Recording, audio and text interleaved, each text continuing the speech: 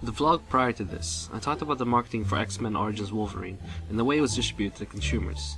In this final vlog, I will be talking about the ways that X-Men creates representations throughout the film. Representations also reflect ideologies and how people think through the media. Representation. Representation is the way something is presented. Practically any subject can be represented in many ways. Media is currently the most common way of representing something. Everything can be presented in a form, i.e. gender, age, ethnicity, lifestyle/ideal lifestyle, class, communities, subcultures, and stereotypes. Ideologies are created through the way media presents subjects such as stereotypes of how women are weaker than men. The only reason that an ideology exists is because women are more commonly portrayed to be weaker in media. Media often objectifies women and is represented as objects of sex and attraction, Mulvey 1975. The representation of men, Europe and Katz 1999, as stated, equation of masculinity with pathological control and violence. Media is a very large influence in current society, and this is expressed in two different schools of thoughts. Hypodermic syringe, Theodore Adorno, 1930s. The hypodermic syringe theory is where it is believed that the audience will take in everything they see in media, quite literally, and believe everything to be true. They just absorb the information and, in a way, a more negative form of thinking. Uses and gratification, Gauntlet. The theory of uses and gratification is that people do not necessarily just absorb and believe the information, but instead absorb and adapt around information instead of literal thinking. Each person consumes media for their own purposes and gratification, mainly escapism. Both of these schools of thought still follow the same principle in that the audience still absorbs the information. One well-known issue is using the information as a copycat. Copycats usually derive from moral panic, in which a person or a group of people create an even bigger issue from subject of media.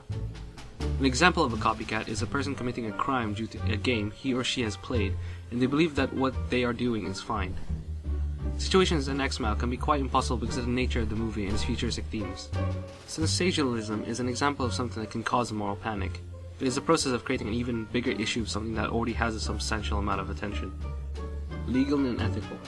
With the internet existing, sharing is far easier than before. This also means that illegal downloading is a common occurrence. Illegal downloading is currently one of the main drawbacks for films since the digital transition and is one of the main parts that take away from profit. Illegal download, however, means that the film is successful enough to gain attention for illegal downloading, although this isn't necessarily true. Sales-wise, illegal downloading and file sharing causes the majority of sales drops. Copyright infringement is also quite an issue with media. Some forms of programs that use a peer-to-peer system is one cause of copyright infringement, such as programs that use forms of torrents. There have been many cases where the creators of the programs were filed a lawsuit against copyright infringement. X-Men is no different to other forms of media, as it is most likely the film that has been downloaded legally and or shared publicly. Media follows ethics like any other subject, although it seems slightly more flexible in terms of being subtle. Topics with media such as journalism, and sometimes even more often than not, become overly sensationalized. However, entertainment media is different in terms of what ethics they follow and what they cannot do. They are given a rating depending on the type of content the film depicts. Subject to violence and sex and strong language can cause the age rating to go up even with the section of such subjects are small compared to the rest of the product. Product placement is an increasingly noticed form of marketing tactic. Companies pay film productions to place a product of their choosing and is integrated into the film. This is to create attention indirectly, as it is not necessarily the main focus of the film.